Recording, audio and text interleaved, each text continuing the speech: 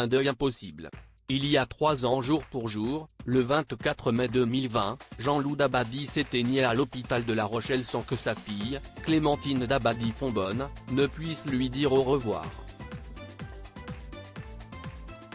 Suite à quoi, la productrice avait accusé sa belle-mère, Véronique Bachet Dabadi, de l'avoir tenue à l'écart.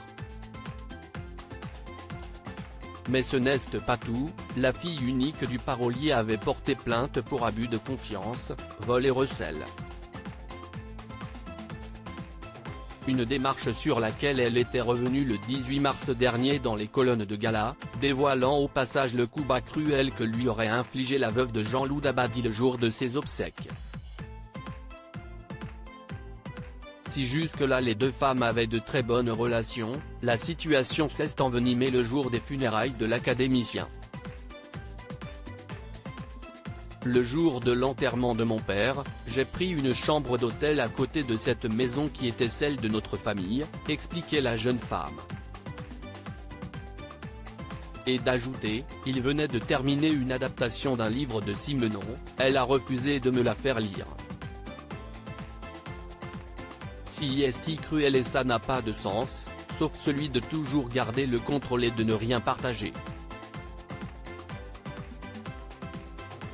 Droit d'auteur agence elle fait tout pour bloquer la situation dévastée, Clémentine Dabadi-Fonbonne, qui accusait sa belle-mère d'avoir volé l'héritage de son père, assure que cette dernière refuse de trouver un terrain d'entente.